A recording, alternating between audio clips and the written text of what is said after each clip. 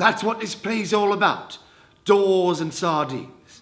Getting the sardines on, getting the sardines off. That's farce. That's theatre. That's life.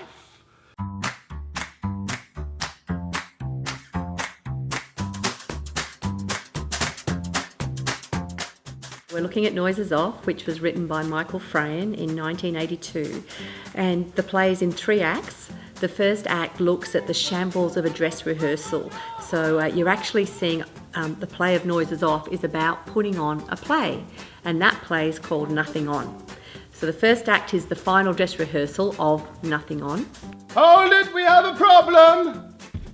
The second act is where which is where this play is quite unique. We actually look at backstage and what happens in the performance of that play backstage with all the actors running around. So that's the second act. And then the third act, we get to see at the end of this touring season how the show has deteriorated and things are not going well at all, and we're really not sticking to script by then.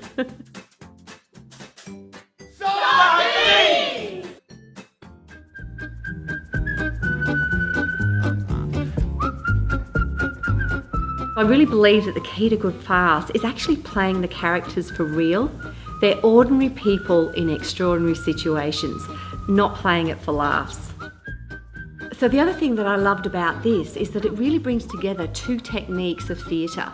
It's the Stanislavski way of acting, and what he had to say was that actors do comedy in beats. So comedy is all about precise timing and delivery of that, and it's just when you look and when you deliver a word and how you deliver a word that makes it funny.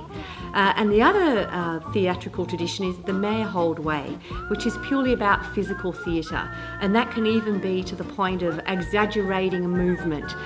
It's the full commitment of the body to what you're trying to say with your body.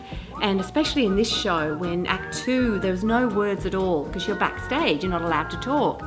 So the story is told through that absolute physicalisation by the actors of what they're trying to do. So I love the fact that it brings those 2 methods together, and we've got an opportunity here to play with those.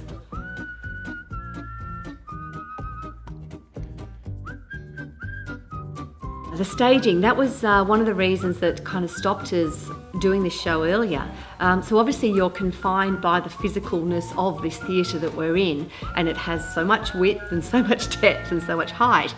And this play, as it's written, really requires a double-storey set, which means you need 2 doors on top of each other and a staircase, so that requires a certain height. The play requires a complete revolve of the set, because in the first act and the third act you're looking at the actual set of the show, and in the second act you're looking backstage. So you've got to have the space and the mechanical way to actually revolve it in a fairly time-constrained way.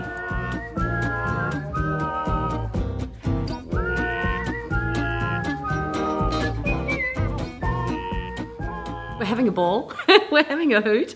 Rehearsals have been so much fun. So it's, I think they're doing great. They're doing an amazing job.